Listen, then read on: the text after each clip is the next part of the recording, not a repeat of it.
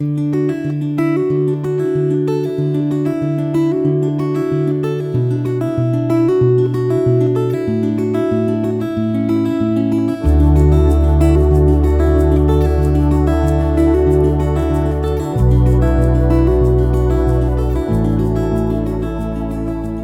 reading begins in Exodus, chapter 21, starting in verse 22.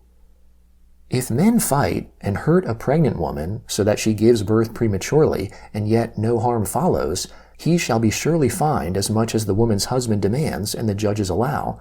But if any harm follows, then you must take life for life, eye for eye, tooth for tooth, hand for hand, foot for foot, burning for burning, wound for wound, and bruise for bruise. If a man strikes his servant's eye or his maid's eye and destroys it, he shall let him go free for his eye's sake. If he strikes out his male servant's tooth or his female servant's tooth, he shall let the servant go free for his tooth's sake. If a bull gores a man or a woman to death, the bull shall surely be stoned, and its meat shall not be eaten, but the owner of the bull shall not be held responsible. But if the bull had a habit of goring in the past, and this has been testified to its owner, and he has not kept it in, but it has killed a man or a woman, the bull shall be stoned, and its owner shall also be put to death. If a ransom is imposed on him, then he shall give for the redemption of his life whatever is imposed. Whether it has gored a son or has gored a daughter, according to this judgment it shall be done to him. If the bull gores a male servant or a female servant, 30 shekels of silver shall be given to their master, and the ox shall be stoned. If a man opens a pit, or if a man digs a pit and doesn't cover it, and a bull or a donkey falls into it, the owner of the pit shall make it good. He shall give money to its owner, and the dead animal shall be his. If one man's bull injures another's so that it dies, then they shall sell the live bull and divide its price, and they shall also divide the dead animal. Or if it is known that the bull was in the habit of goring in the past, and its owner has not kept it in, he shall surely pay bull for bull, and the dead animal shall be his own. If a man steals an ox or a sheep, and kills it or sells it, he shall pay 5 oxen for an ox, and 4 sheep for a sheep. If the thief is found breaking in, and is struck so that he dies, there shall be no guilt of bloodshed for him. If the sun has risen on him, he is guilty of bloodshed. He shall make restitution. If he has nothing, then he shall be sold for his theft. If the stolen property is found in his hand alive, whether it is ox, donkey, or sheep, he shall pay double. If a man causes a field or vineyard to be eaten by letting his animal loose, and it grazes in another man's field, he shall make restitution from the best of his own field, and from the best of his own vineyard. If fire breaks out, and catches in thorns, so that the shocks of grain, or the standing grain, or the field are consumed, he who kindled the fire shall surely make restitution. If a man delivers to his neighbor money or stuff to keep, and it is stolen out of the man's house, if the thief is found, he shall pay double. If the thief isn't found, then the master of the house shall come near to God, to find out whether or not he has put his hand on his neighbor's goods. For every matter of trespass, whether it is for ox, for donkey, for sheep, for clothing, or for any kind of lost thing, about which one says, "This is mine," the cause of both parties shall come before God. He whom God condemns shall pay double to his neighbor. If a man delivers to his neighbor a donkey, an ox, a sheep, or any animal to keep, and it dies or is injured or driven away, no man seeing it, the oath of the Lord shall be between them both. He has not put his hand on his neighbor's goods, and its owner shall accept it, and he shall not make restitution. But if it is stolen from him, the one who stole shall make restitution to its owner. If it is torn in pieces, let him bring it for evidence. He shall not make good that which was torn. If a man borrows anything of his neighbor's, and it is injured or dies, its owner not being with it, he shall surely make restitution. If its owner is with it, he shall not make it good. If it is a leased thing, it came for its lease. If a man entices a virgin who isn't pledged to be married, and lies with her, he shall surely pay a dowry for her to be his wife. If her father utterly refuses to give her to him, he shall pay money according to the dowry of virgins. You shall not allow a sorceress to live. Whoever has sex with an animal shall surely be put to death. He who sacrifices to any god, except to the Lord only, shall be utterly destroyed. You shall not wrong an alien or oppress him, for you were aliens in the land of Egypt. You shall not take advantage of any widow or fatherless child. If you take advantage of them at all, and they cry at all to me, I will surely hear their cry, and my wrath will grow hot, and I will kill you with the sword, and your wives shall be widows, and your children fatherless. If you lend money to any of my people with you who is poor, you shall not be to him as a creditor. You shall not charge him interest. If you take your neighbor's garment as collateral, you shall restore it to him before the sun goes down, for that is his only covering, it is his garment for his skin. What would he sleep in? It will happen when he cries to me that I will hear, for I am gracious.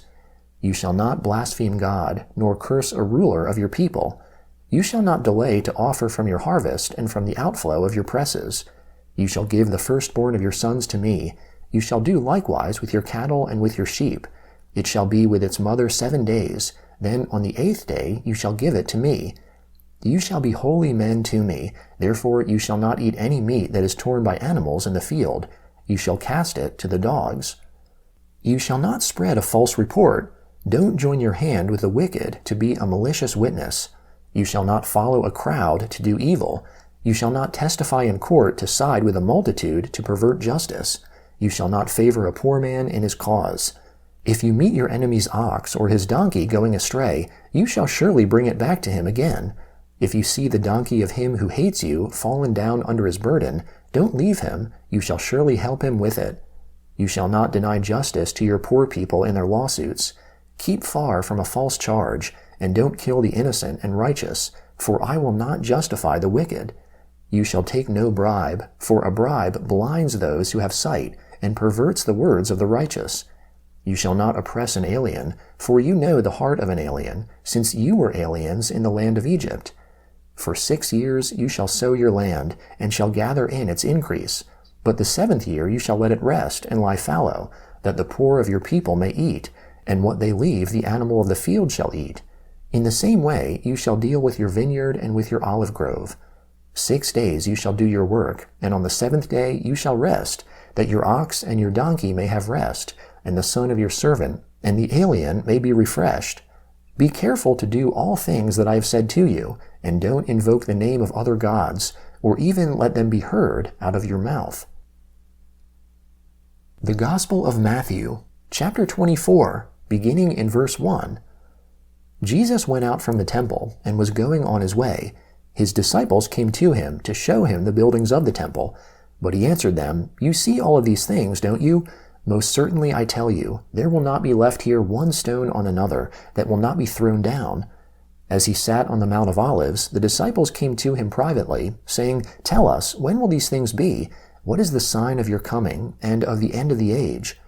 Jesus answered them, "Be careful that no one leads you astray, for many will come in my name, saying, 'I am the Christ,' and will lead many astray.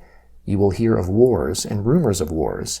See that you aren't troubled, for all this must happen, but the end is not yet. For nation will rise against nation, and kingdom against kingdom, and there will be famines, plagues, and earthquakes in various places.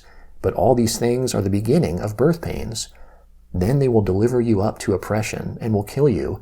You will be hated by all of the nations for my name's sake. Then many will stumble, and will deliver up one another, and will hate one another. Many false prophets will arise, and will lead many astray. Because iniquity will be multiplied, the love of many will grow cold.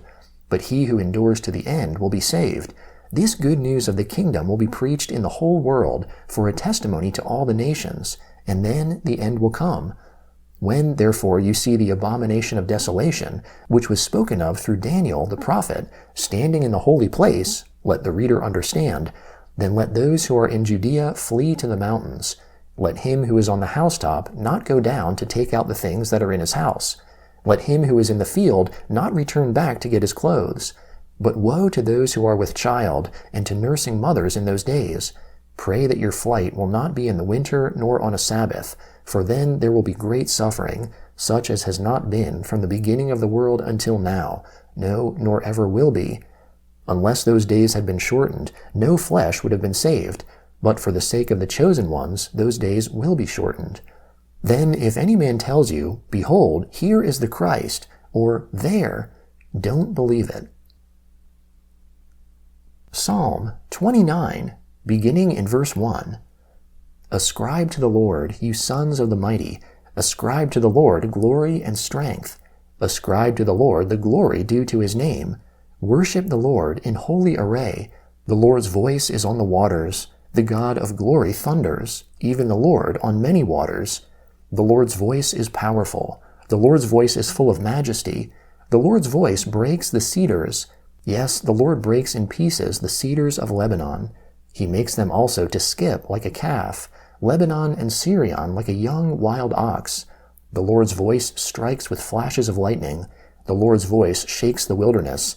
The Lord shakes the wilderness of Kadesh. The Lord's voice makes the deer calve and strips the forests bare. In his temple, everything says glory. The Lord sat enthroned at the flood. Yes, the Lord sits as king forever.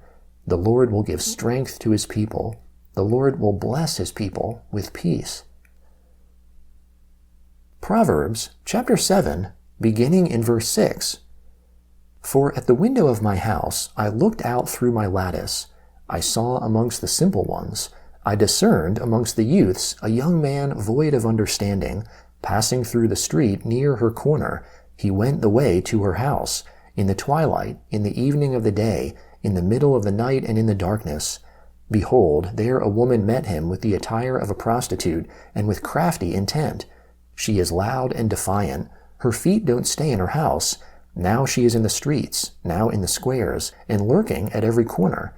So she caught him and kissed him. With an impudent face she said to him, Sacrifices of peace offerings are with me. Today I have paid my vows. Therefore I came out to meet you, to diligently seek your face, and I have found you. I have spread my couch with carpets of tapestry, with stripped cloths of the yarn of Egypt. I have perfumed my bed with myrrh, aloes, and cinnamon. Come, let's take our fill of loving until the morning. Let's solace ourselves with loving. For my husband isn't at home. He has gone on a long journey.